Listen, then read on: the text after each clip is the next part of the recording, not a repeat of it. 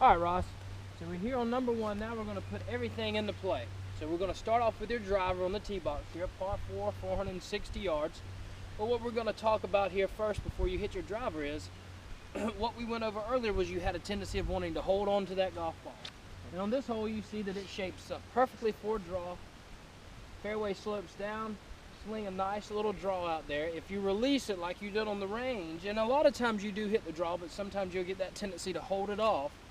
There is some trouble down the left, but swing through the shot. Okay. Trust your shot, find your line. Again, mental imagery, see the ball flying, and let's see you get through one and release it well here.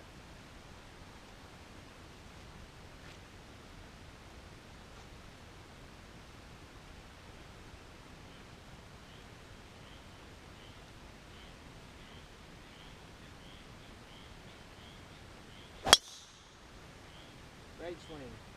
Right down the middle, that's going to kick this a little to your left.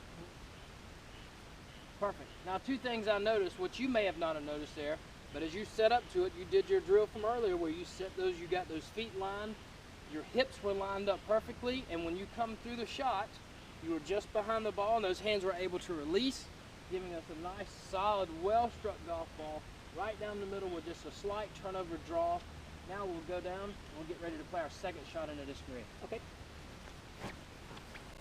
All right, Ross, now we're here with our approach shot into number one. We have our iron. We've hit a good tee ball.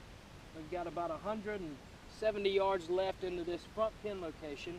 But what we want to make sure that we do a really good job of here, we get that club laid off too much like you were at the beginning and you come out of it a little, you're going to swipe it into that bunker on the right. And that bunker is dead unless you flip it and then you're left. Better chip shot, but what we want is a good solid struck shot. So before you hit this shot, I want you to rehearse a little bit what we talked about with the iron, not getting it so flat.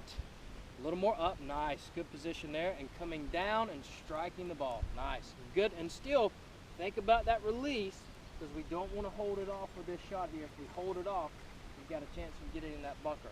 But really focus on seeing that golf ball start at your target, find where you want it to land, and make a good aggressive passive swing at it.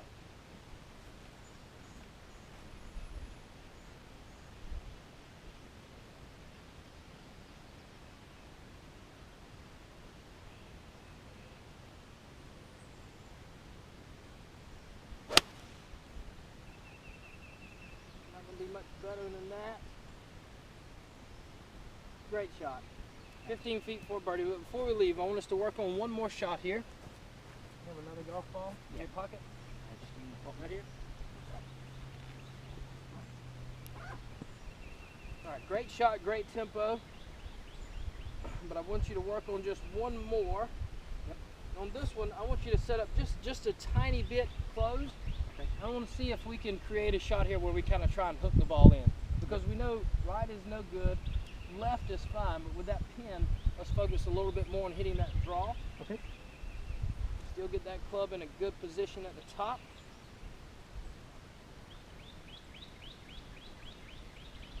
Here it comes, hooking around. Just there to the right side of the green, good shot. So we hit the ball right at the flag and turned it over, and we started at this one here being a little more aggressive with a little bit of wind at us. Turning that ball on over. It's still a little damp, a little cool. We were still able to move that ball over a little bit. Yesterday it was a little different because we had a lot more soggy conditions, but today, with it being a little soggy, not quite as cold, we're able to get that ball all the way there with that club. Good shot, good swing. Thanks. All right, Ross, now we're here. Your second shot landed on the green. We'll get to the putting in a second, but what we want to work on here is we want to see in competition your chipping. Now this is a regular green. This is a spot where a lot of people miss it, come up a little short. I'm going to go back and talk about our previous chipping lesson a couple days ago, whenever we talked about keeping the ball down in the back of our stance and maybe closing that club face just a little bit to get it running more like a putt. You'll see balls go into the hole rolling. Very rarely do you see balls fly into the hole. So we're going to set up to this one, slightly open stance. Yep. Just like before. Good. Now, let's see you keep this ball low. Again, mental imagery is huge. Pick out your spot where you want the ball to hit. Land it there. and let the ground do the rest of the work. Pick your spot and swing to your spot.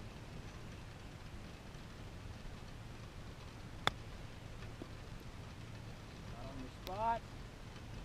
Nice. About 2 feet up the hill, left for your chip. Now, we see after that first shot that there's, from this angle, there's a pretty good bit of break. Yeah, you can play that a lot higher. So we can play it a lot higher. So on this one, what we'll do is we'll play it in the middle of our stance, club face slightly open to give it a little bit of elevation. But what we're going to do is we're going to play it a little more out to the left to give that ball a little more room to feed back in.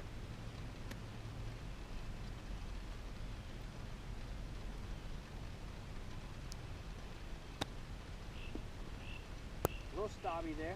Got another ball? Yeah. One more. Now, perfect example there. What happened there is that grain is growing into us, especially with this Bermuda and this tight lie. We have to be aggressive, so make sure that that chest and the arms keep moving through the golf shot. There you go. Strike the match on the bottom of the club. Nice. We'll check, it'll feed down. So now maybe about 2 feet above the hole.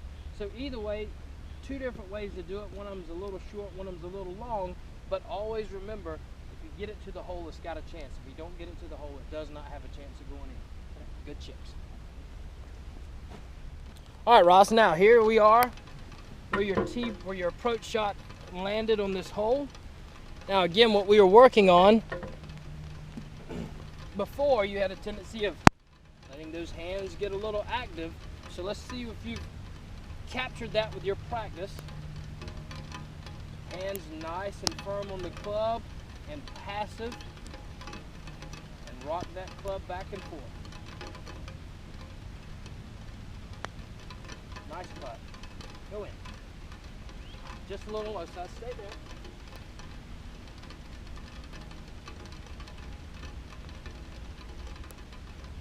Now there was still just a touch of that hinge. I want you to line your ball up like you do on that line. Now again, mental imagery is key. I want to see your pre-shot routine from beginning to end on this one. And kind of talk us through what you're looking at here. Obviously you want to pick which side you think it's going to break. Okay. So we see the high side up here. Yeah. So we know the ball is going to come down to the right. If you're unsure, you can always stand behind and kind of feel it with your feet. Yeah. Feel the flow of the green. Do you like to walk the line and feel any of that, or is that something that you don't really do too much of? It depends. Okay. If I'm pretty certain on lines and things, I like to get it over and hit the putt pretty quick. Okay. Not let any thoughts get in the way.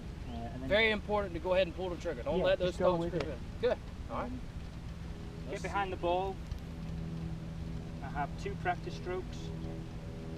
One, and then on the second one, the head comes up, looking at the ball, gaining feel, and into the foot. One more look.